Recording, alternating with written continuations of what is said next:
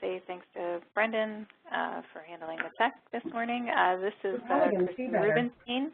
Over here. I'm sorry, I think some folks are not muted. Brendan, can you? Yeah, I'm on it.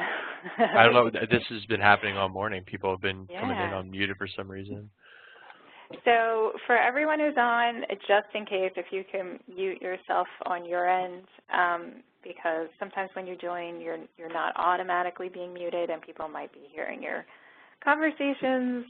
So a heads up there. But again, thank you, Brendan, for being on that.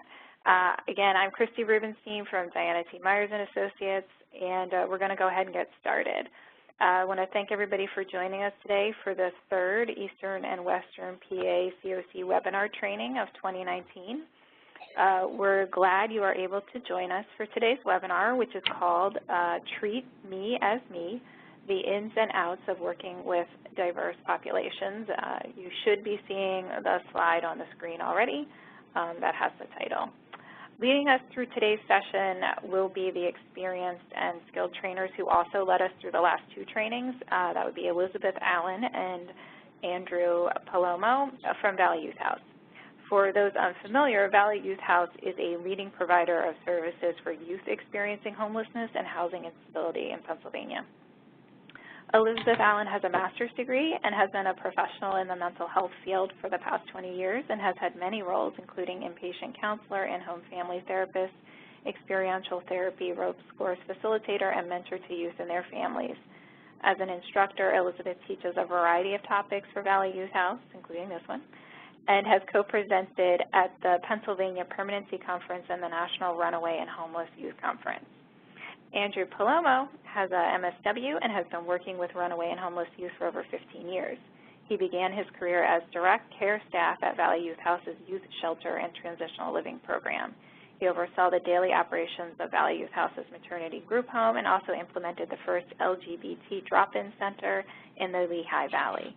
Currently, Andrew is the Director of Research, Evaluation, and Innovation at Valley Youth House, where he supports data-driven decision-making and results-oriented performance for RHY programs. The last two trainings have been really informative, and I'm looking forward to getting started. But before we get going, I'm going to quickly cover some logistics for today. So first, a handout of the slides in this presentation was sent out last week, and that includes the full slides and also a separate handout that shows 3 slides per page with a notes section. So go back to your email and find those if you need them. And it may also be available in the WebEx event for your use, at least the 3 slides per page handout. Second, please note that this webinar is being recorded, correct, Brendan? Are we recording? Yep, that is correct. Awesome. And we're going to send the link to the recording to all of you for reference. It's also going to be posted on the COC website, so if anybody else needs it in your organization, you can direct them there as well. And finally, as with previous webinars, we're going to have opportunities for Q&A throughout the webinar. But again, we're going to try to keep everyone muted so it's not too chaotic. We ask that you use the Q&A box to type in your questions or comments, and you can do that anytime during the webinar. During the Q&A breaks, Brendan will read your questions to the trainers. If you by any chance enter your question into the chat box instead, that's okay. Brendan will keep an eye out for questions there as well. And we'll also try to save some time at the end for any questions. With that, I'm going to turn it over to Elizabeth and Andrew. Good morning, everybody. Thank you for that introduction. I am Elizabeth Allen. My pronouns are she, her, hers, and I am the Staff Development Supervisor for Valley Youth House. And this is Andrew, and my pronouns are he, him, his, and I do research and evaluation here at Valley Youth House.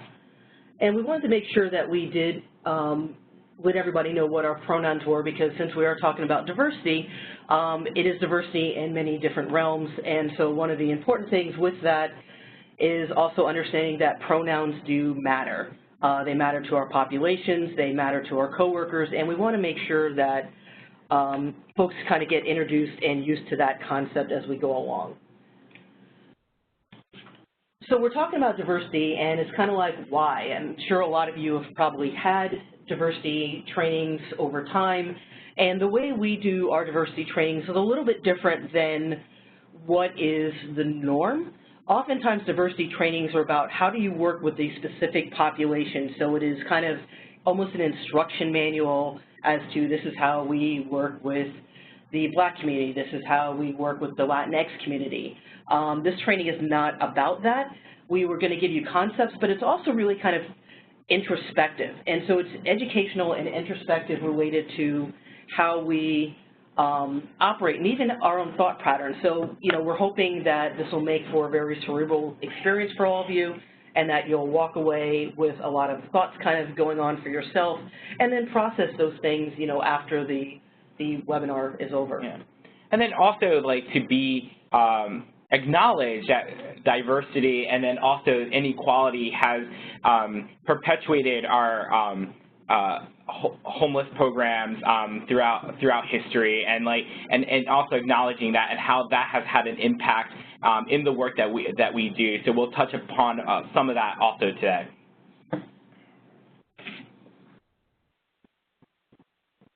So everyone here today is an adult, or I would think is an adult, and the stuff that we're going to talk about can be sensitive in some way or another to potentially anybody. So we want to put that out there, and that's okay. The key, though, is that it's a respectful conversation, but it's also going to be a real one because we only grow when we face our realities head on.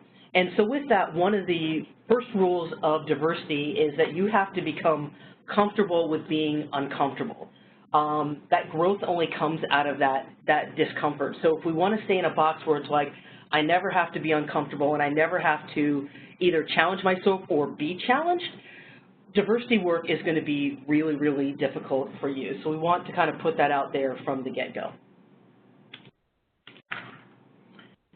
And then a big thing with when we talk about diversity is where our conceptualization of normal comes from, right? So I think that's something to acknowledge that our normal varies, right? Like my normal is different than Elizabeth's normal, and my view of normality actually was shaped by my environment. So my family, my interaction with family, my interaction with environment, the media that plays a large role in how it shapes our perception, and then also our culture, like where we sit in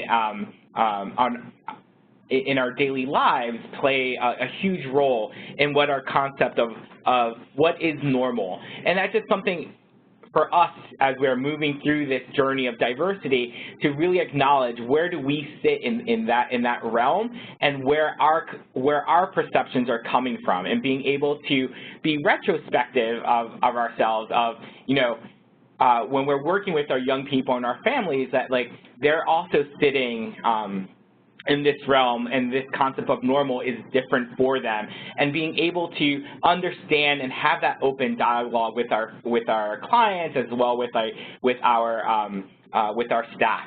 So again, I just want to visually represent how our concept of normal is really shaped by our environment, right? So and how all of this really does have an impact of what our concept of normality is. And with that also comes with this hot button word, right, privilege, right, like which often when we bring that word up automatically shuts down a conversation. Hopefully you guys are not clicking on the WebEx icon right now and shutting us out. But privilege, you know, like we all come with a set of privilege into any context, right? Like in privilege of education, of a privilege of income, our sex, race, age, language, and even our own ability all have a certain privileges that lower certain barriers when we are interacting in our environment, right? So I'll give you a good example. I identify as a cisgender male, And I know that, like, in certain contexts, that privilege, like, when I go into meetings, like, I carry some form of privilege with, into those meetings, right? Like, sometimes, like, people just, oh, he knows what he's talking about because he's a cisgender male, and I know that, you know, going into certain meetings. Also, I am able-bodied, so, like, sometimes that privilege of being able to walk upstairs and not have, like, you know, any hindrance in entering a building, right? Like, we're coming in with these privileges, and we all have certain privileges that we walk in the door with. So again, just being able to acknowledge that and address that as we're moving forward. So what we found when we, as an agency, moved into doing diversity work, that because privilege was such a hot-button topic, what we wanted to do was kind of look beyond that. And so we really wanted to spend some time focusing on the concept of intersectionality, which Andrew kind of hinted at some of those pieces a moment ago. So we're going to take a little bit more of a look as to what some of those might be. And so really what intersectionality is it's just a concept that there are certain opportunities that are afforded to you just basically for you being born. And the idea that you can have multis, and so you can be advantaged in certain ways and disadvantaged in others. So for instance, citizenship. Any of us who are U.S. citizens, especially if you were born a U.S. citizen, we have certain privileges that non-citizens don't have. And this isn't just talking about those people who are maybe not here legally, but then even folks that are here on things like green cards. You know, I happen to have some friends that are here on things like resident green cards, and admittedly from time to time they get kind of nervous of when it's up for a renewal, am I going to have potentially an issue? Or, you know, is our political environment ever going to change to the point where it's not going to be okay? And maybe ultimately I'm going to be forced to make a choice of either becoming a citizen or not. So, you know, again, being a citizen definitely does have some advantages. Being born into a financially stable family, so we're talking, you know, at least middle class, not even just upper class, but even middle class. And what that guarantees you. You know, it guarantees you greater health opportunities, you know, greater choices of doctors. Safety, because you can live in different neighborhoods. Education, the difference in the school districts that you potentially can go to. You know, any good parent is always worried about the school district that their child is going to be enrolled in. So for those of us who are in housing work, you know, keeping in mind, you know, what are the school districts going to be like in the places where we're potentially going to be looking for housing, because you may be working with young parents that have very small children. And if they're thinking towards the future, they're like, what kind of, you know, preschool opportunities are there? What kind of kindergarten and first grade opportunities are in those areas? Are those schools safe? Do they have any sort of, you know, modern facilities or even modern equipment? You know, I think about my mother actually substitute teaches in 2 different school districts here in the Lehigh Valley. One is a small suburban school district, and one is one of our inner city districts, one of them that has struggled every year with their test scores. And the difference between what those districts are able to provide their children is astounding. You know, in the one district, everybody has their own iPad to work off of. The other one, they barely have modern books to work off of. So it's a huge difference, again, based on things like class, future opportunities. So when we think about things like networking, oftentimes, you know, we talk about it's not what you know, but it's who you know, and that really can play out if you happen to be middle class or upper class. You know, among my positions, I also happen to be our internship coordinator, so I place about 75 undergraduate, graduate, and doctoral level students a year at the various locations in Valley Youth House. And you know, it's always interesting how people come to us, because I certainly get those where it's like, hey, my parent or somebody I know is part of the board or, you know, has some other high-level position, and they instantly, you know, expect to get something, and honestly, they're surprised when I'm like, that's nice, I need you to fill out the application and interview. And they're like, but and I'm like, that's nice, you need to fill out the application and interview, because those are opportunities that are certainly afforded people, and then the presumption that there's going to be a higher level of intelligence with that.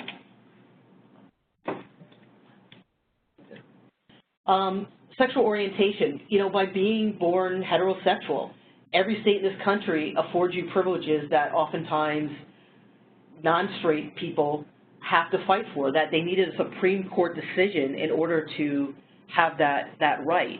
You figure all of us, lived in a lifetime where gay marriage happened. And, we watched the progression from when Vermont first approved it a number of years ago to it now becoming kind of the law of the land. But even so, in individual municipalities and whatnot, somebody can still say, well, I'm not going to fill out that wedding certificate for somebody. I'm not going to do that paperwork. And, and that's become even national news in those particular cases. Sex, James Brown once said, is a man's world.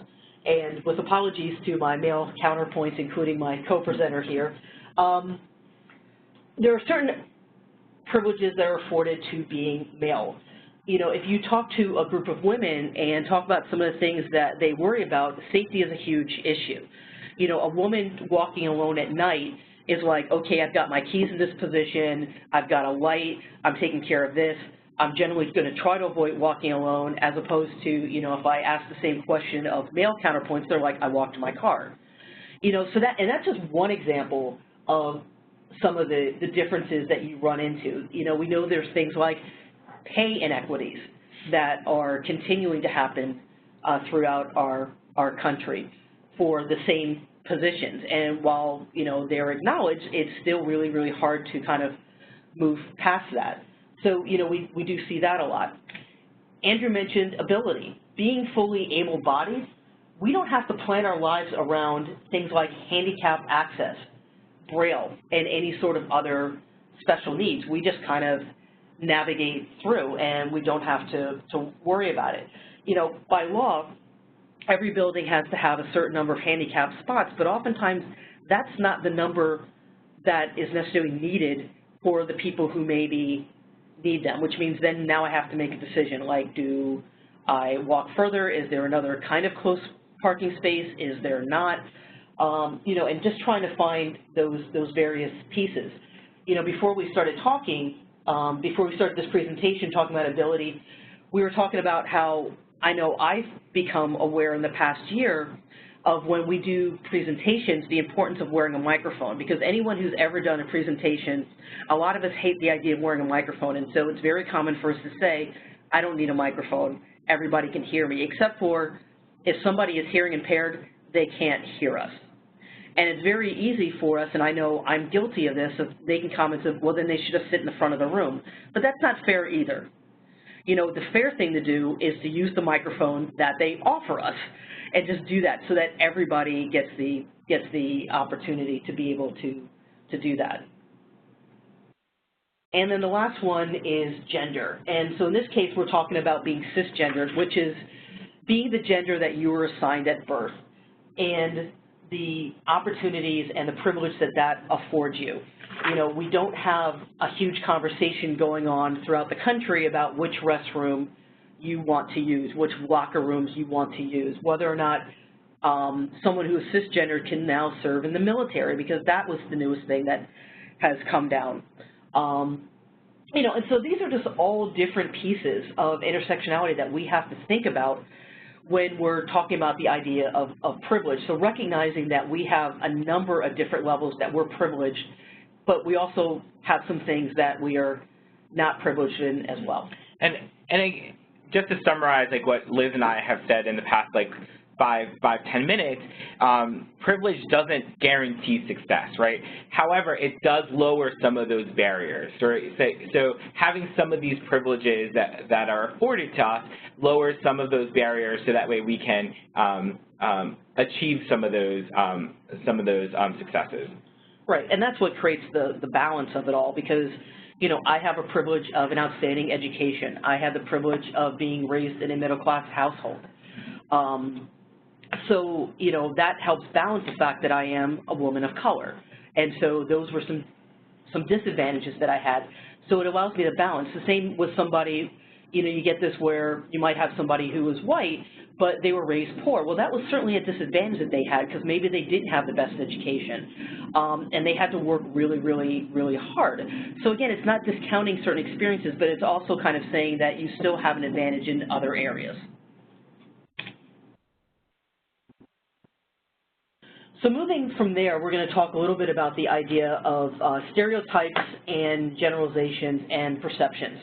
So we talked earlier about how a lot of these things are constructed through a variety of different things, whether it's our culture, our environment, everything else. So we're going to look at what is the difference between a stereotype and a generalization, because generally speaking, we tend to use these two terms interchangeably, and they're actually not the same. A stereotype itself is a widely held but fixed and oversimplified image of an idea or a particular type of person or thing.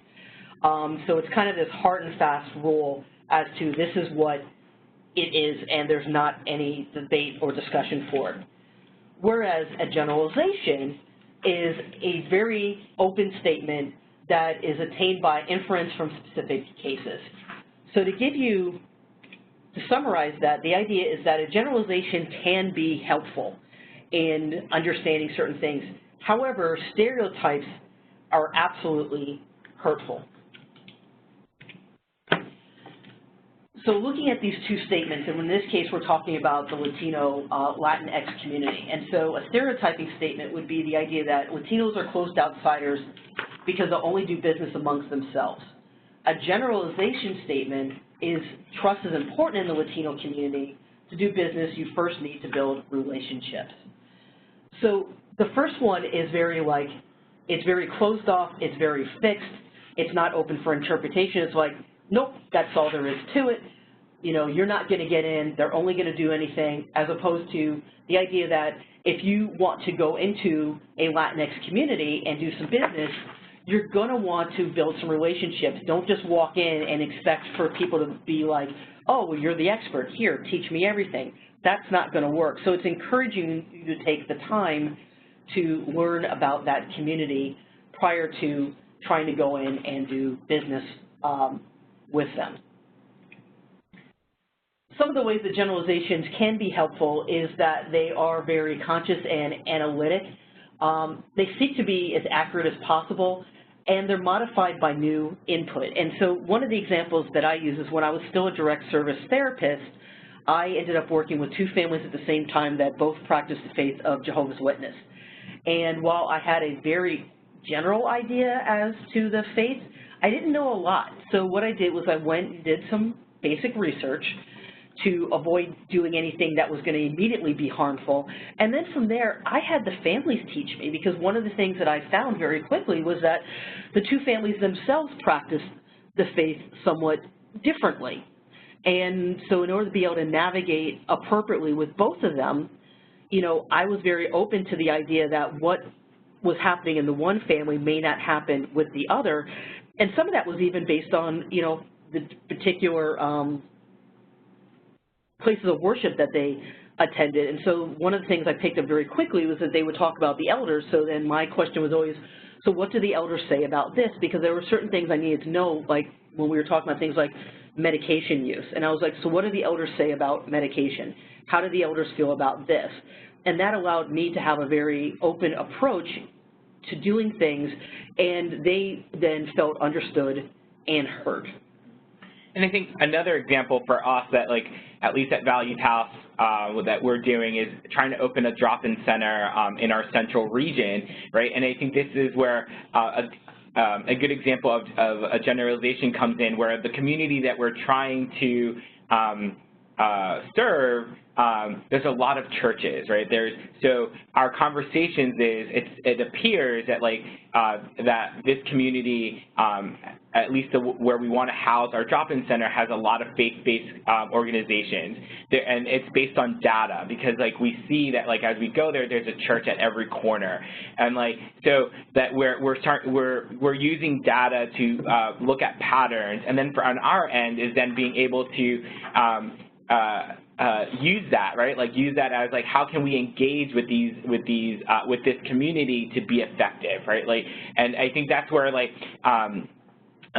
generalizations can be helpful in looking at those patterns and having those conversations of how can we then better serve this community, right? Like given the data and given the pattern that we are observing, and like what Liz says, with new data might change our perception, might change our generalization, because it's open to change depending on what we are observing at that time. And we know that our communities change over time, so like generalizations are helpful, and then also at the same time change with the changing community. Right.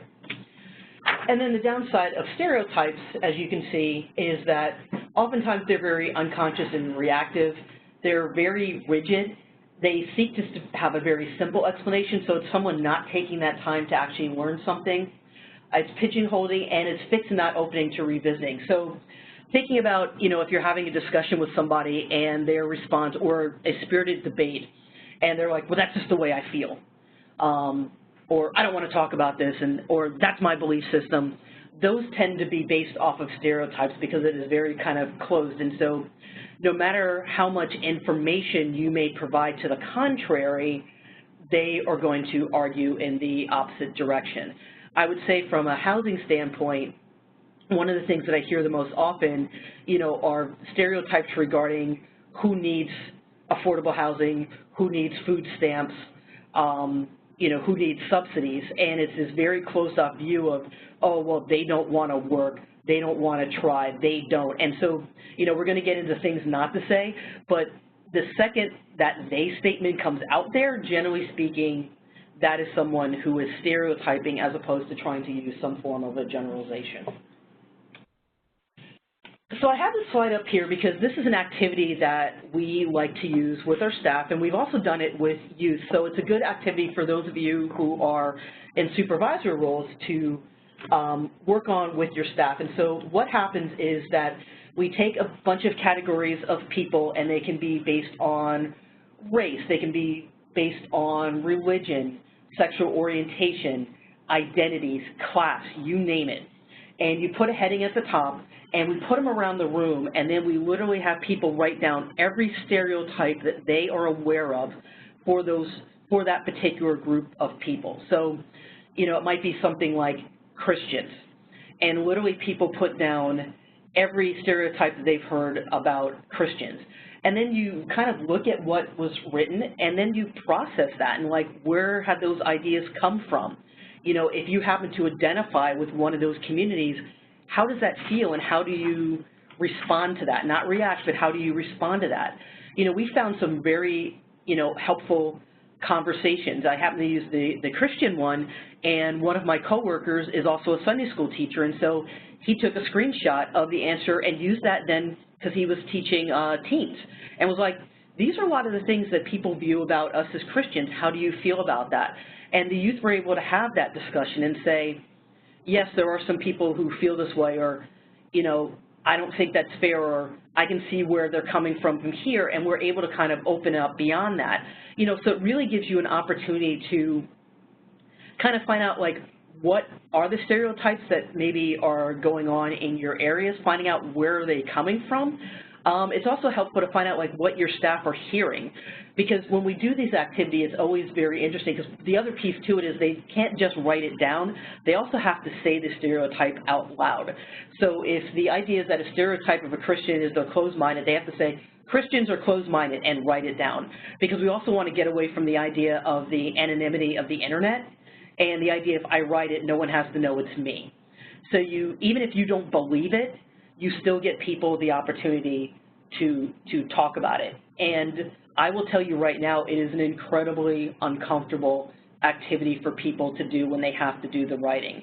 I've had at least one occasion where literally a group looked at me and said, do we have to do this? Because they were just so uncomfortable with the idea of writing down some of the things that they knew were stereotypes. And I think, like, from experience of doing this this activity with my own staff, right, like, the uncomfortableness is there, but the learning opportunity is also there, right? Like, I think sometimes it's having those open dialogues have been extremely helpful in trying to overcome some of those barriers that we see in our communities of, like, how do we then, like, you know, how do we address these? How do we learn from each other and then move forward, right? Like, and I think these are activities that, like, have been able to bring up those difficult conversations among our staff. Right.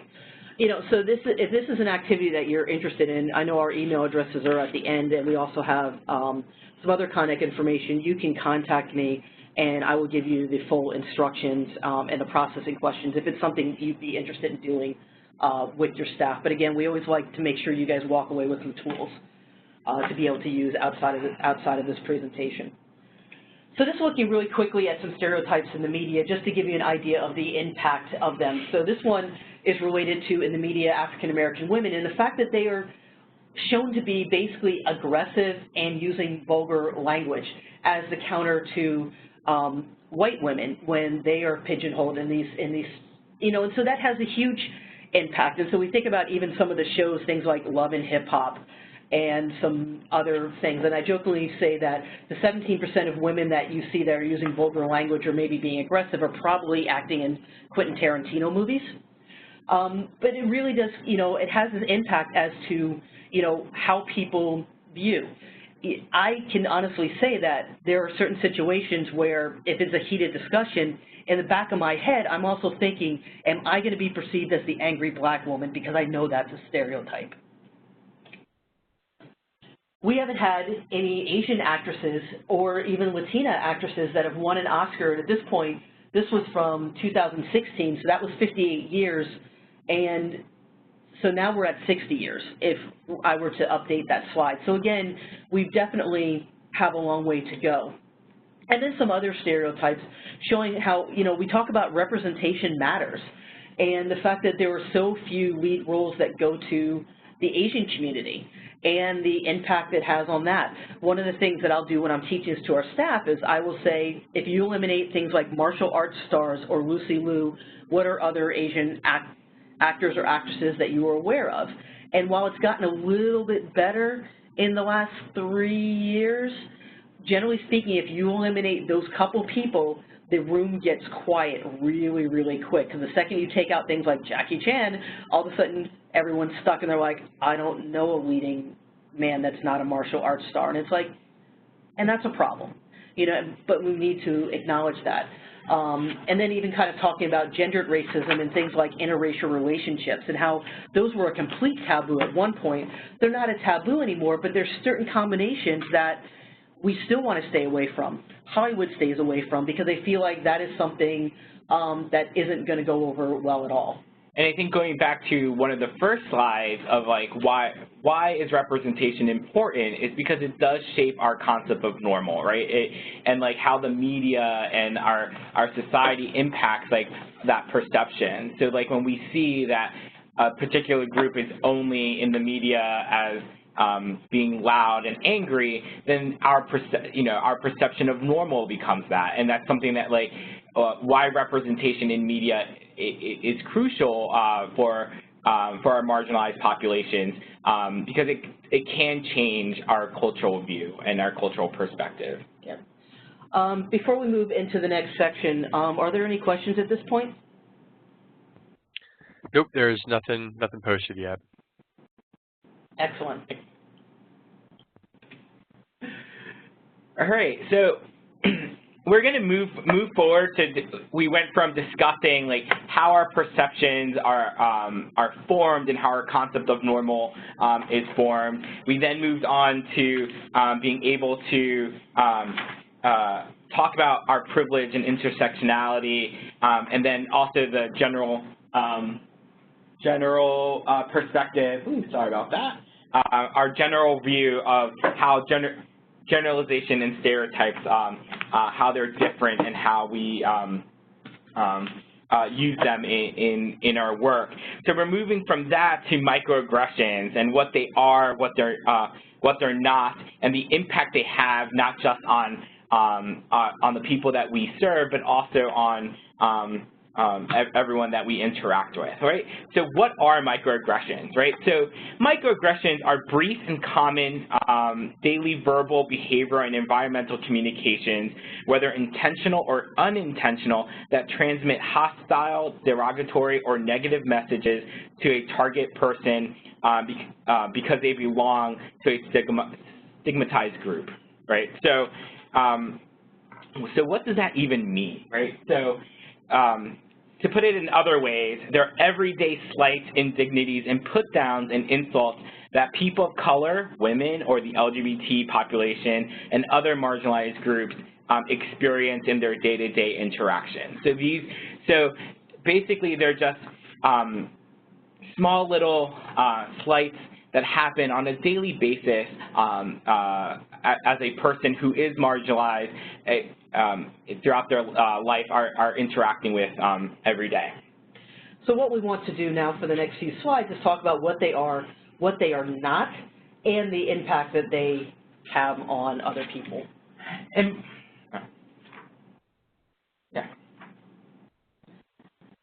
So just to kind of, put out the elephant in the room, because microaggressions, very similar to privilege, is a very controversial topic, to the point that I recently was part of an online dialogue where somebody said, I can't be racist because of microaggressions. You need to be focusing on real racism, not this microaggression stuff. And so we just kind of want to put it out there and be like, so folks are just like, is this just another newfangled way for folks to be offended? And the reality is, it's not. It's not a new concept at all. And it's not a new concept. It actually originated in the 1970s with Dr. Chester Middlebrook Pierce, who's an American psychiatrist from Harvard Medical School, who coined this phrase in the 1970s from his observations of seeing the daily microaggressions that African Americans were going through, and the observations he was seeing throughout his life. Dr. Pierce was the first African American college football athlete and was at the University of Virginia. He really looked at all of these microaggressions and all these insults and dismissals that were occurring daily and that were being inflicted among African Americans in the 60s and 70s. So again, it's not a new concept. It's something that has been around and has been around for many years, but we're now starting to realize its impact and how it does impact our communities of color and marginalized populations. And if you get an opportunity, please do some research on Dr. Pierce, because his credentials and the work that he did is absolutely incredible. So I encourage you to learn a little bit more about him. So there are some examples of racial microaggressions that occur, right? So here are just some examples that some people might incur. For example, you don't act Black or Latinx, right? So these are things that, like, at least I hear, I've heard a few times that, like, yeah, I'm not your stereotypical Latinx person that they've encountered. Your name is too hard to pronounce is something else that people have encountered. And then even I'll disclose a little bit that, like, my actual birth certificate name is actually not Andrew, it's actually Andres. And I've changed it over time because it's like, I realized that early on in my career, I wasn't getting phone calls when I was sending out my resume with the word Andres, or with the name Andres Renato Palomo in the name field. So when I started changing it and just putting Andrew, lo and behold, I got hired, right? So I think these are things that do occur on a daily basis, and that's just one example. The other one, what are you, right? Sometimes, like, people of color get that, like, what are you? I know recently, this past summer, got asked that on the boardwalk, and I was like, I'm a New Yorker. because that's where I grew up in New York. And they're like, no, but where are you from? The Bronx, right? So, no, where are you really from? I was like, the United States, right? So, like, I was born here, and I think sometimes, like, people see me as the other and then keep asking me questions, and I was like, no, I'm American, right? Like, and I know I've gotten the "what are you" before because I happen to be a lighter-skinned Black person, and so the assumption is that means I must be biracial, and it's like, no, I'm 100% Black. My father was Black. My mother was Black. My father's happen to be very light-skinned, and we come in shades. You know, so but the presumption is everyone must look the same. Yeah, and I know, like, just going through these examples, but other examples that at least some of my staff members have encountered is specifically my my one coworker who straightens her hair, right? Like, so when she straightens her hair, everyone's like, wow, your hair is so beautiful. Can I touch it, right? Oh, my God. Sorry, That's okay. Just triggered Elizabeth a little bit. So these are things that, like, they might not seem like to some people as a big deal, but they are. There are these slights that occur every day and are these microaggressions. So, like, because they happen on a daily basis, right? Like, for some people, it does become, I know we'll go over this in another slide, it does add up and create added stress to our marginalized populations. And this is, and we've been giving here examples of coworkers and our own examples. So we are have this privilege of having full-time jobs and working and living in middle-class neighborhoods. But I challenge you guys a little bit to imagine our young people who don't have those support systems, who are dealing with this in jobs where, like, they might not have those supports of an HR rep, or are dealing with this on their commute to and from work on a bus, right? Like I think, like, for our young people, these are real life experiences that they are encountering and might not have those support systems, to speak up or know what to do. Yeah, because even with the hair thing that Andrew just brought up that triggered me, it's not even usual someone doesn't even ask for permission. Next thing you know, somebody's hands are in your hair. And just think about your own personal space and how intrusive that feels. You know, but again, it's something, though, that folks with textured hair tend to end up dealing with very frequently, unfortunately.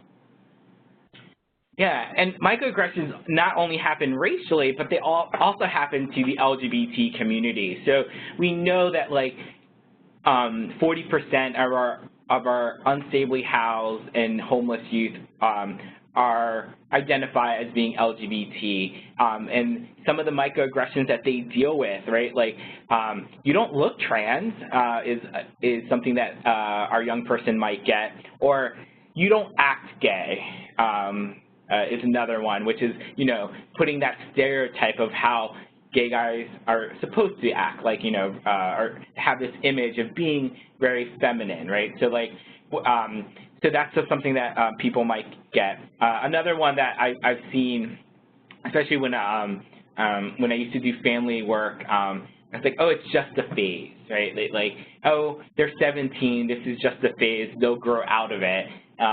There are things that, like, we hear the LGBT community might hear and are part of that microaggression that is there, right? So,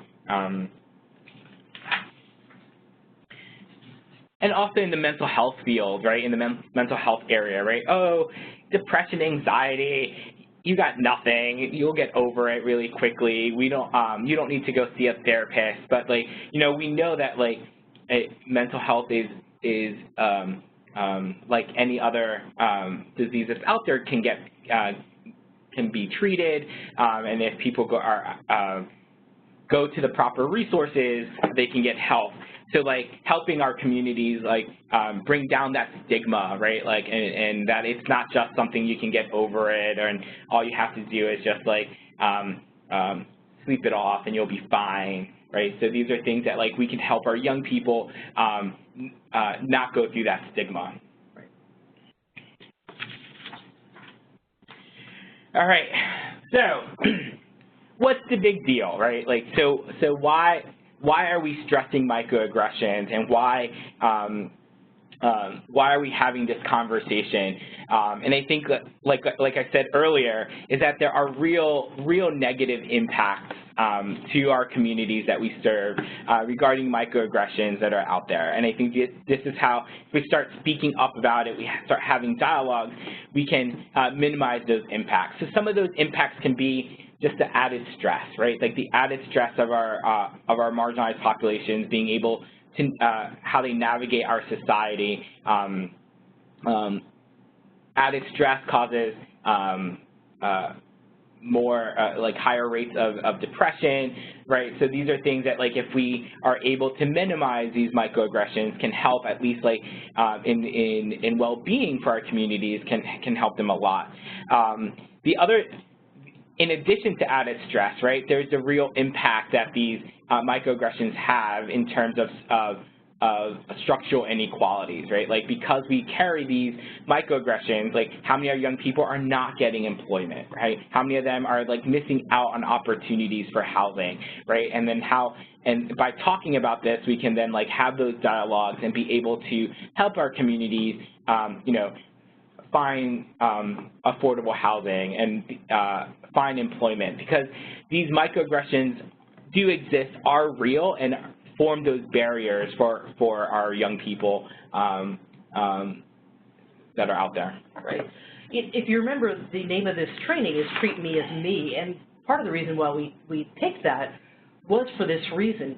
You know, we want to make sure we know who our youth are and who they are beyond the stereotypes, beyond the microaggressions. They're like, you know, I am an artist, I am a dancer, I am a scientist, I am a strong person, and it's like they want to know those things. So it's like, can we look beyond those things that look obvious, or those stereotypes, and look past and find out who that person really, truly is? Yeah, and going beyond that, right, is how are we creating these safe places in our agencies for our young people? And I think Elizabeth is right on the money with what she was saying, is that our young people need to be treated as who they are, and then it's our job in our agencies to be able to meet their needs and be able to create those safe places.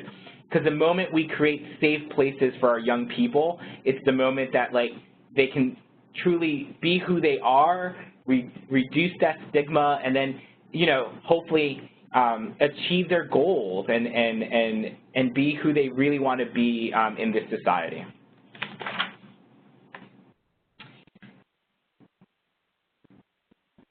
So, of course, the next cynical thing is I'm not allowed to say anything anymore, you know, and again, it's kind of that idea of oh, well, now you're stifling my language, and again, that's not what we're saying at all. What we're pointing out is that we want you to understand what microaggressions are, because having these conversations should, in fact, increase communication, not reduce it. And the idea is that, oh, you're stifling me, now I can't talk about anything more, and that's the exact opposite. So if any of you have ever had that experience or felt that somebody was doing something to shut a conversation down, that's actually an opportunity for you to open up and move beyond that. What you have to keep in mind with some of this stuff is that historically, marginalized groups have been expected to just be quiet and just deal with things, like, shh, don't say anything and it'll all be fine. And we need to move past the idea that just because somebody is gaining a voice doesn't mean we lose ours. And so, again, that's another huge step, and it's part of that whole idea of getting comfortable with being uncomfortable, is it feels different to have somebody else have a voice that you've traditionally they've never had before, and to hear what they have to say and then move along in that model. So it's going to feel awkward, it's going to feel uncomfortable, but it's like really giving them that opportunity. So then beyond that, though, we also have to say is that what has been said, it's not okay. You have to use those terms to think critically. So you also can't just use it to, like, attack somebody. You want to think about your own messages and what you're trying to convey for them. This way you can become a better communicator of ideas. So just as an example, it's like, you know, you meet somebody for the first time, and Andrew kind of talked about this, it's that idea of where are you from? And the typical answer might be like, I'm from Philadelphia. What about you? And then you accept the answer. It's very easy for that to be microaggressive. The first thing you're kind of doing is saying, like, well, where are you from? Because the person might be thinking, well, where, you know, what do you mean, where am I from? Because then you get that bounce back. A way of asking that question, maybe if you're curious, is to start with you first and saying, hey, I'm from, you know, I grew up in the area, how about you? Or I'm originally from Philadelphia, how about you? And so you're kind of putting it out there first. When Andrew and I introduced ourselves, we introduced ourselves with our pronouns. One of the things that we've learned is that if I want to make sure I know the pronouns of somebody else, I will introduce with mine first, because then I'm not making an assumption of I have no idea what your pronouns are.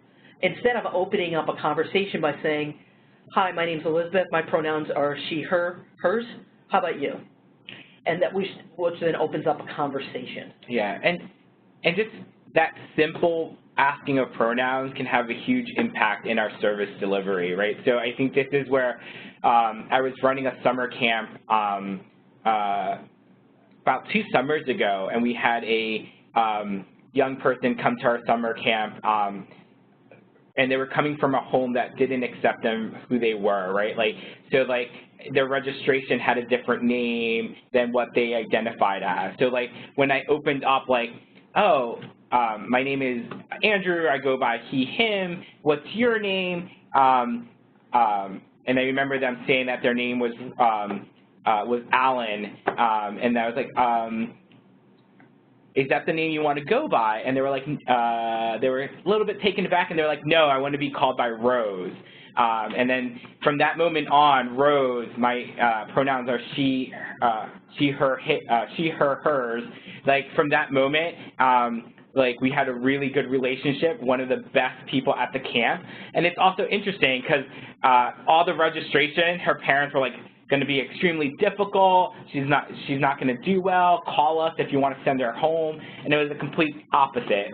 Was probably one of the best behaved young people at our camp, and continues to come. She continues to come to every single camp in the summer. But it was just that one flip, right? That one flip of, I'm going to treat you for who you are, and I'm going to accept you for who you are. And that completely changed how she interacted with the program. Right. You know, I've seen programs where they'll have stickers, and so people can walk in and grab a sticker that has their pronoun on them. In our case at Valley Youth House, we actually had pronoun buttons made, and so we have she, her, we have he, him, we have they, them, and we have ask me, and we also have blanks, because not everybody fits into any of those particular categories, but it gives people an opportunity. We actually hand those out on employees' first days. As part of our marketing and development course, we kind of mentioned that we have these pronoun buttons, and if staff want them, they have the option to take one. And I would say probably 80% of the staff do take one the first day, and they attach them to their ID badges. So when they're going and meeting youth for the first time, they see the fact that, oh, this person is identifying with their pronouns, and that kind of opens that door as well. So just summarizing what Liz said, I think, how do we move forward, right? We're not, because we're talking about microaggressions, we're not trying to limit those dialogues and those discussions. On the contrary, it's about looking at everyone's uniqueness. And those examples that we gave, regarding our LGBT young person, and even within our own staff, how do we then have those discussions and those dialogues about everyone's uniqueness? And then ultimately, at least for our young people, is by understanding who they are and where they come from, we're providing better services for them. We're engaging with them more effectively. And then hopefully, I'm the research and evaluation person, so hopefully our outcomes are better because we're treating our young people for who they are, right? So, and that's our ultimate goal, is to serve our young people in all the different forms that they come in the door with. Right. So as we're looking at the idea of moving forward, some of the things that we want to keep in mind is that continued exposure, and so this goes with whether it's microaggressions, being stereotyped, things like this. These are some of the things that the populations that we serve are walking in the door with. they are going to have some feelings of inferiority, helplessness, and dependency, and that's going to play itself out in a couple different ways. So if you see somebody who maybe comes off as very angry or verbally aggressive, that might be their feelings of inferiority, because that way if I present with a lot of bravado, you can't tell that I'm actually hurt. They definitely have a high level of material deprivation, and that lack of having things plays out in a number of different situations. So there's another training called Bridges Out of Poverty that I would say if you ever get a chance to take a Bridges Out of Poverty training, please do it. It really gives you a perspective as to why folks who maybe have been deprived or socioeconomically disadvantaged make some of the decisions that they do. Because, you know, certainly we kind of sometimes look at things, we're like, all right, so you got your income tax refund, and I'll say that now because this is refund time, and then you just bought the newest iPhone, and you're like, why would you do that? Well, when you've been without it, when you've been without, period, for so long, the idea of wanting to treat yourself isn't that big of a deal. And if you think about it, we all like to treat ourselves.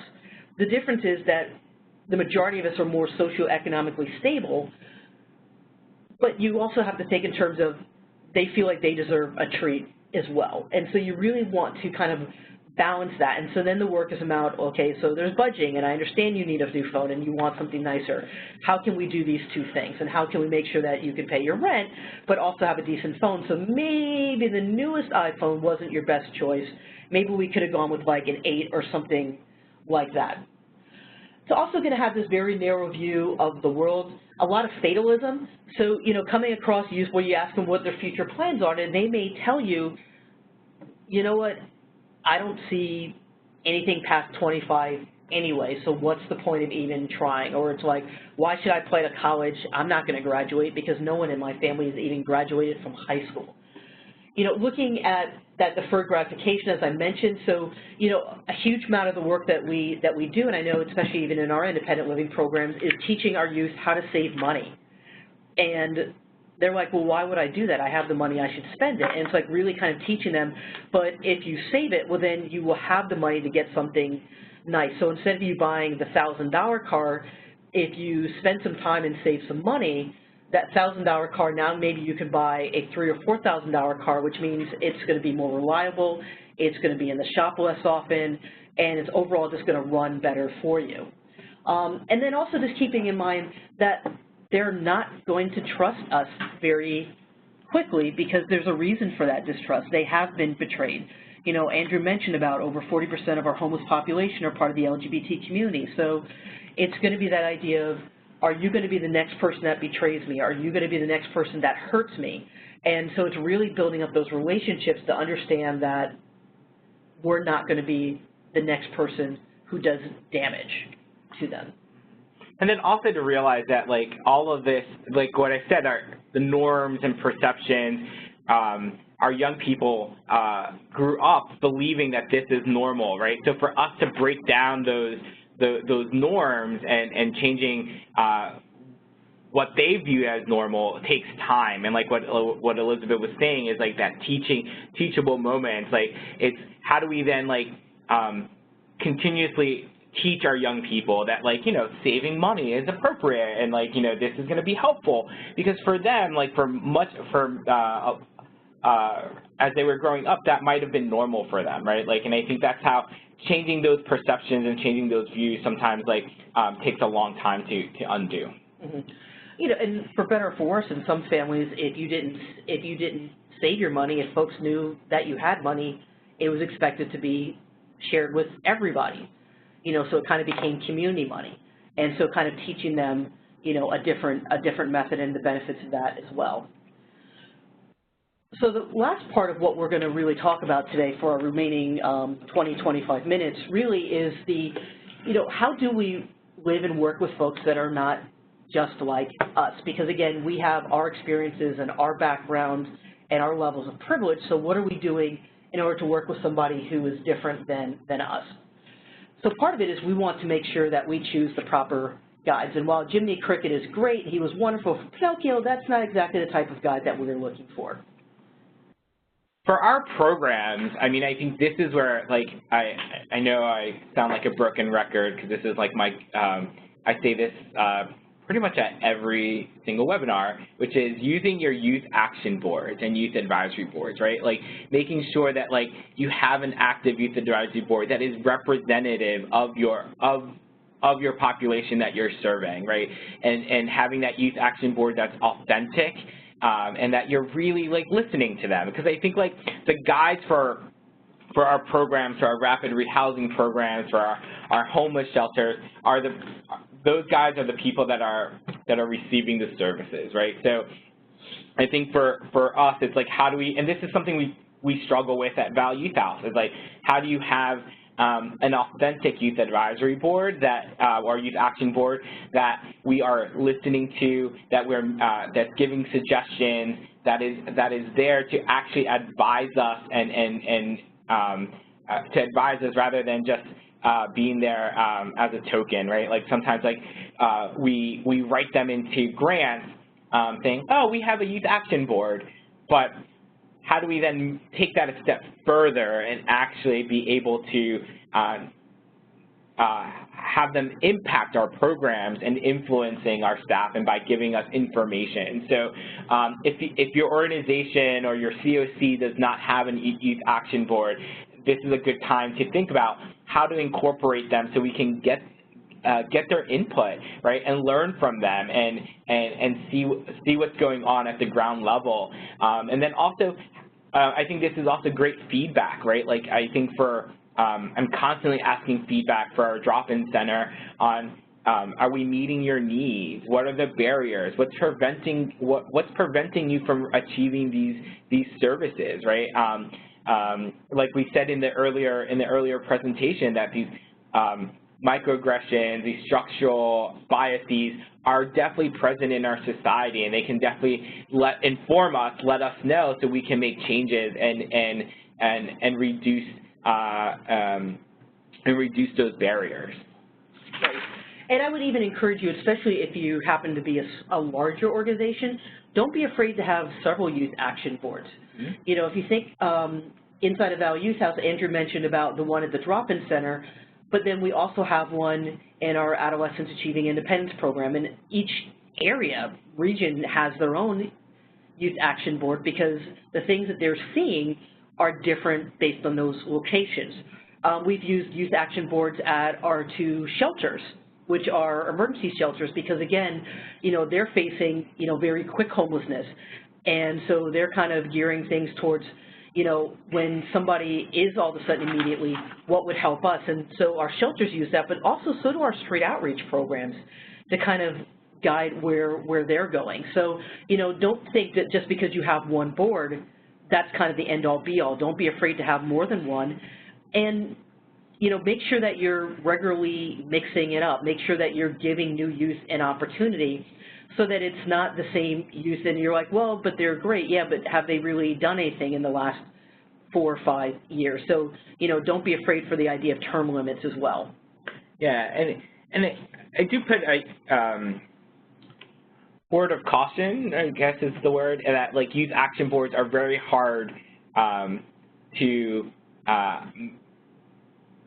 manage and to implement, right? Or because they do take up a lot of time, right? Like we have to remember that our young people don't have the experience in youth action boards, you know, or like in any type of like committee. This might be their first time. So I think this is where like it is difficult to implement because who's coaching them, right? Who's there to listen to them, and then who's there to give them, supply them with that platform, give them the platform so they can then make changes and have their voices heard, right? So all of that, I mean, I think like Val Youth House it's a continual process for us that we're constantly reevaluating how effective are our youth action boards, and like are we just using them as like tokenism, or are they really effective, or are they really integrated into our workflow? And these are things that we're constantly reevaluating and making sure that we're taking their input and being able to use their input to make informed program decision making. And that's hard. And and in addition to that, we also historically have always had a young person on our board of directors, right? So that way they were also had a direct link, that their voice had a direct link into our board of directors. But then that same process is like, how are we coaching them? How are we giving them the skills in order to effectively use their voice at a board of director level? And then finally, or not finally, but staying humble, right? This is where we practice our humility. You can still be an awesome worker and fight the good fight and still stay humble at the same time. And I think this is like what we've said, like those strategies of being able to listen, being able to be give people platforms, being able to coach people so that way they do have a platform and their voices are heard, being able to educate yourself, right? Like I think these are things that like strategies that we can all do of how are we educating ourselves, getting information about our communities, getting information like focus groups from the communities that we serve. Like how do we then like integrate all that so that we are learning and having that humility of saying that like, hey, like I'm willing to learn. I've made mistakes in the past, and I think like how can we then like have those open dialogues with the communities we serve, with the staff members that we're with, because like we said in the beginning, this is not an easy conversation. We are having difficult conversations. It's making people uncomfortable. But we need to continue to have these conversations in order to move forward and break those barriers. Right. And I think another key thing to being humble is that, really is accepting our own limitations, that we don't know what we don't know, but by the same token, don't fully expect the populations to do all the educating of you. A huge part of this onus of education is that you have to seek the information out for yourself. One of the things that I certainly have seen, and I can also share from my own experiences, is that it can be very tiring feeling like you're always the one that has to educate somebody on something, as opposed to them taking the time and saying, so I found these things out, can you tell me more about this, or have you had this experience? And that's much more of an open dialogue as opposed to you need to teach me everything. As a member of leadership, so as a supervisor or something, when you show that level of humility, you're also creating a much more diverse environment because you're letting everybody at the table know that they have a voice and that it is valuable. So everything from the line staff on up, their voice is valued, it's welcomed, and you want to hear what they have to say, because that may be where that education comes, and that's only going to happen if you're willing to have that humility to kind of say, I don't know everything, so I'm going to open myself up to learning something new today. So some of the other things when providing services, and some of these are probably going to feel very self-explanatory, so you're like, why are they up here? They're up here because it's very easy for us in the moment to kind of forget about some of these, and it's never a bad idea to have a refresher. Again, we're always going to be about empowerment, or we should always be about empowerment, and making sure that it is self-directed with a lot of this work. If we're setting up goals for the populations that we're serving that they're not down with, it's not going to work, because they're like, well, but you were the one that wanted this. This wasn't anything that I ever wanted. Of course, we want to treat them with dignity. We also have to make sure, though, all their concrete needs are taken care of first, and that's the priority. Those of you who are familiar with Maslow's hierarchy of needs, if those basic concrete needs were sort of the bottom of that triangle or the pyramid are not taken care of, us trying to work towards some of the higher level things like enlightenment, and love and things are not going to come right away. We also want to give them a new experience. The reality is that many of our youth have grown up in systems, and those systems have not always been kind to them. If you spend any time reading the news, you will see multiple news stories. Even in one of our regions outside of Philadelphia, there have been multiple news stories recently of some facilities and some organizations where their facilities have gotten shut down because of the unkind and undignified treatment that they have had towards youth. These are lasting memories, and so we want to make sure they have a new experience with providers, and it is that development of that trust so that we're okay. I think about when I was a direct therapist, direct service, there were youth that had been so bounced around and were so distrustful of services that literally my main goal was, if I'm going to work with you for the next 8 months, all I want to prove to you is not all providers suck. And if I did that, I did my job, because maybe then when they're in their later 20s and they decide, you know what, maybe I would benefit from going to talk to somebody and maybe reaching out for some therapy, the last therapist that they met was somebody who treated them with dignity, and it was somebody that they could actually trust with information and was actually trying to help them. So we want to really make sure that we're doing some of these basic things when we are providing services to our youth so that we are getting the best out of them. A couple other things that we want to keep in mind, and so this is not only for working with our populations, but also with your coworkers, because they're from a diverse background as well. And we always want to keep that in mind, is that we do not have to understand or have the same belief or value as somebody else to be effective. And that is a big thing to keep in mind. You know, we have become, unfortunately, a very contentious and divisive society.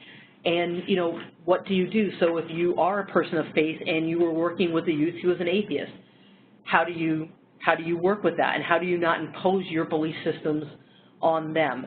Whether it is that, whether it is, you know, other civil rights issues, we have to make sure that we are balanced and that we're giving them the opportunity to be understanding of who they are and how and why their values might be different than ours. And even the why, we don't have to agree with the why. We just have to understand that their value system is different than ours.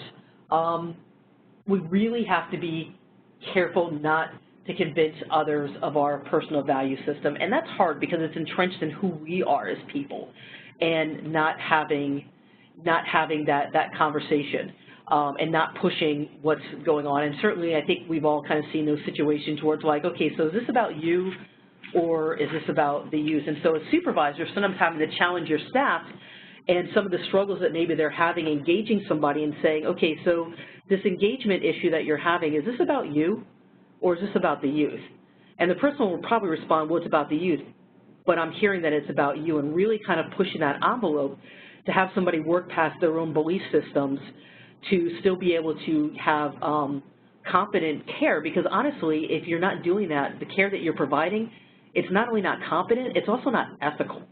And so we really want to make sure that we're providing the most ethical care as possible to those that we have. And so, you know, kind of that reflective question of how do you accomplish that in your own work. So really kind of taking that question away and thinking, how is it that you do that? How are you providing that unconditional positive regard towards somebody who is different than you?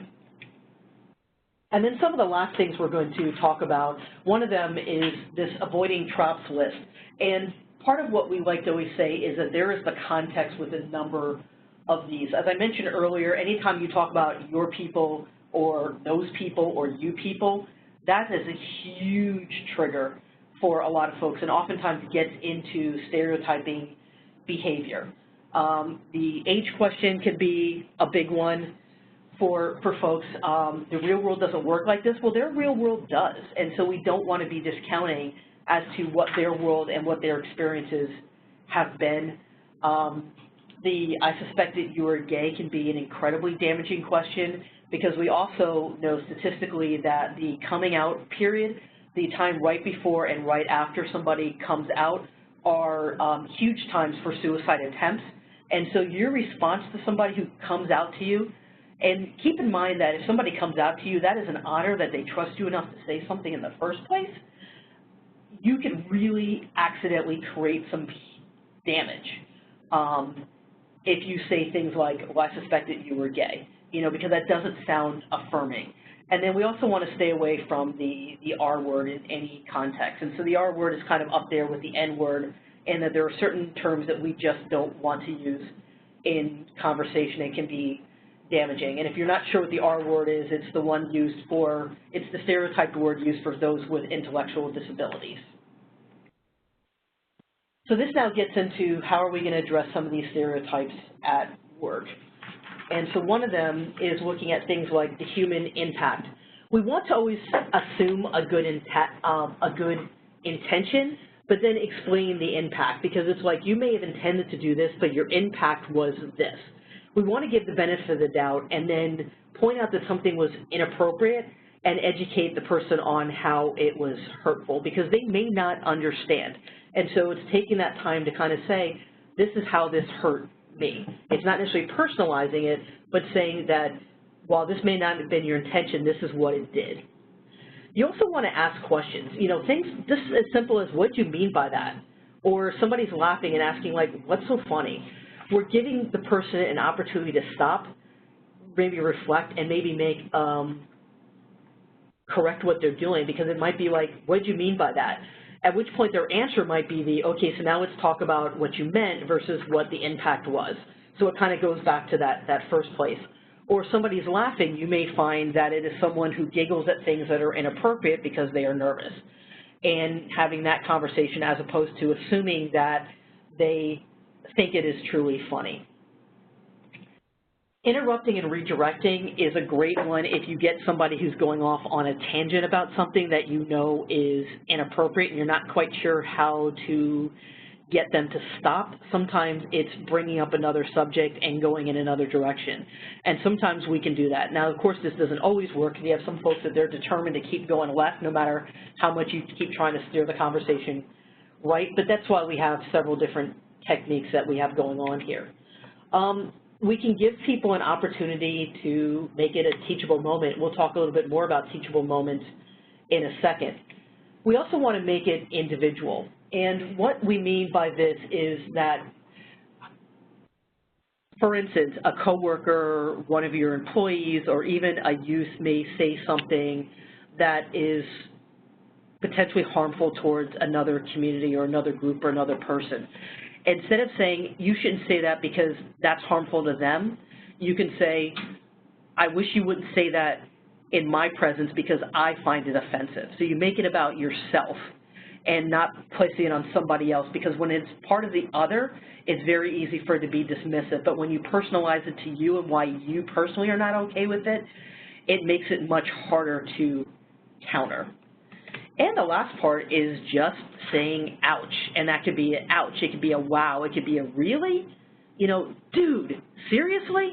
Any term that kind of lets them know what they said in that moment is not okay. And this is, again, it's a good one to teach. It's a good one that if you're going to talk about certain difficult topics to put in there, because it does kind of stop the conversation. It's a good way to kind of then talk about what's happening, because certainly somebody can say something that feels very inflammatory and you can basically be like, ow. And they're like, what do you mean ow? Or like, that hurt. That hurt me. And so then you go back to making it about you, which then turns into a teachable moment. You find out what they're about, and then we're kind of talking about that impact versus their intention. And then just some strategies on how to address these stereotypes at work, right? Like, I think, like, questions that I ask myself is, like, what's the impact of this statement if it's left unaddressed, right? Like, so if I don't address this, what's the long-term impact it's going to have for our young people or even for the community we serve as a whole? And, like, how to speak up and when to speak up, right? Like, do I speak up now, later, in public, in private, right? These are all questions that we have to ask ourselves. Like, do we do this on our own, or do we bring some allies into the conversation? And how do you bring that up without blaming or shaming the other person, right? Because it really is about, like, how do we then we have to work with each other. It's about learning, and how do we then, like, be able to move forward from this, right? And making these decisions, like, right, like, I think, like, we're giving these examples, but it's unique to each situation of how we're making those decisions. And then this might even be different in how we handle it with a client, right? So I know that, like, sometimes with clients or families, like, you know, teachable moments could be a really good thing of how do we then help teach our young people and the families that we serve about like the certain stereotype that they have. And like a good example, I remember early on in my career, I was doing an overnight shift in one of our residential facilities, and it really was there was a lot of anti-Semitism that was being said, and like I was like, do you? I asked them like, did they understand like where those words come from and the impact and like the history of everything that has occurred like from World War II onward, and like it was surprising to me that they had no idea, right? Like, and these what was going on, and then like so. I was fortunate enough to get permission to take our this is 3 young ladies to Washington D.C. and go to the Holocaust Museum and show them like there's real like what they were saying had history, and what they were saying had a huge historical context that they had no clue about, right? You know, like, so having those teachable moments and being able to teach our young people and our families, and even sometimes our coworkers, right, of the history and meaning behind some of the stereotypes and biases that they have can have a huge impact and open up that dialogue. So that ends the main part of our presentation. So at this point, we'll open it up to any questions that anybody has had. There aren't any shared with me yet. If you want to just maybe give it another minute or two. Sure, absolutely.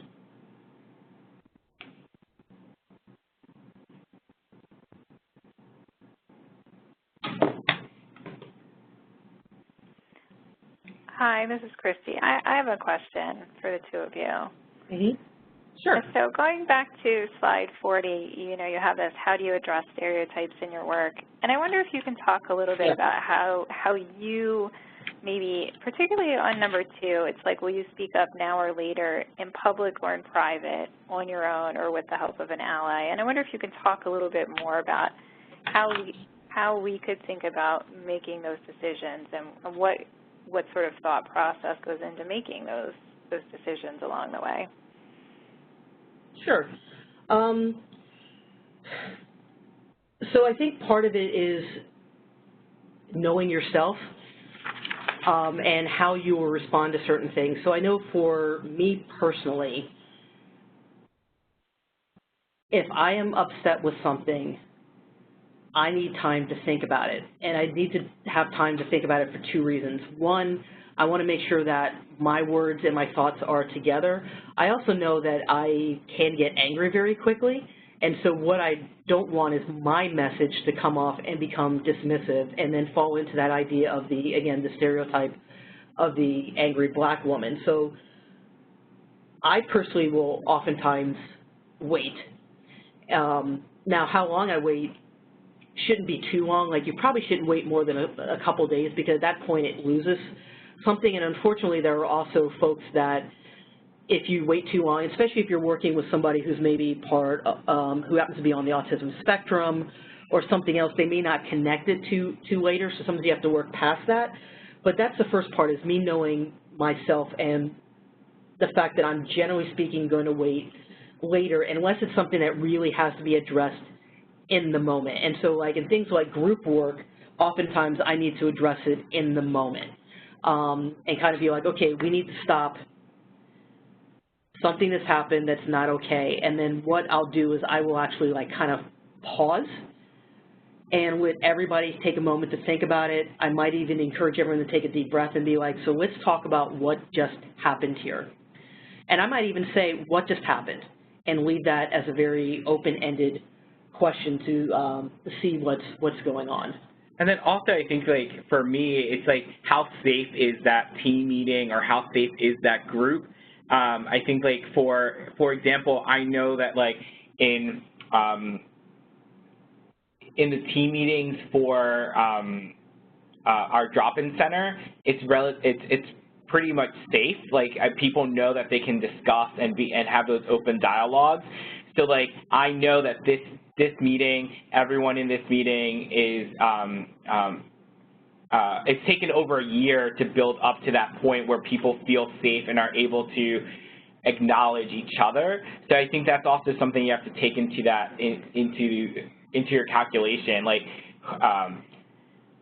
who's at the table, how safe is the table, and then making the decision, right? It's not easy, right? Like I think like and like I'm right now, Christy, you have my gears turning because now I'm like assessing every single team meeting that I have, and there's certain team meetings where I would be able to feel comfortable addressing it there, and then other ones where it might be in private just because the safety in that team meeting isn't there. And the same thing with like when I'm working with young people in groups or in family sessions, it's the same thing that like how are they going to react to it and being able to make that like clinical decision, right? Like I'm going to do it this way because X, Y, Z, right? So having as much information possible to make that decision. Sorry. Right. We gave you a non-answer. Well, I can say, you know, even, so it really is dependent, and again, like I said, a lot of it is about knowing yourself. So I'm also a much better writer, believe it or not, than speaker. Speaking is not my strong suit. But what I will do, and I actually did this the first time I had to have a difficult conversation with a supervisor, was that I wrote it all in a letter form and then in a meeting handed it to them. So I was in front of them, so it wasn't like I'm dropping off an anonymous letter. I said, this is the best way for me to get my information to you, handed them the letter, and then sat there, at which point then we could have a dialogue and talk about it. So it's, you know, it's kind of like part of it is finding out, yeah, how safe is that group? What is your best communication form? How are you best going to get that information? You know, if you are a supervisor and someone shares something with you, looking at them and then saying, are you comfortable with us going to this person and having this conversation together, and I will be there with you? So there's no magic one answer. It's multi-layered, but it's just kind of like really thinking about that. And in some sense, it's a compromise because you're going to have, you know, coworkers or youth or staff who are the folks that like want to hash it out right away. And it's kind of finding that middle ground between the two of the, well, I need a couple minutes. I know you want to talk about this, but you need to give me 15 minutes. You know, you may not get the full day that you want, but maybe you get 15 or half hour or something to at least regroup a little bit. So it's also not being afraid to put in those boundaries to say, you've got to give me a little bit, but I'm going to honor the fact that you also don't want this to sit until tomorrow. Hopefully that's at least slightly helpful. No, that was all helpful. Thank you. Okay, sure. And Anything there are else no pop other. Nope, there are no other questions at this point, so I think we could wrap up.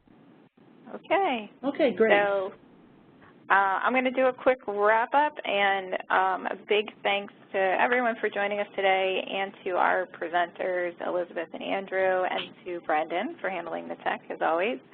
I think Elizabeth mentioned that you'll see on the screen that you can email the COCs with questions. You can also email Elizabeth and Andrew. They provided some useful information and offered to people can follow up with them on certain sort of exercises you can do with your staff on your own if you'd like. So that's great.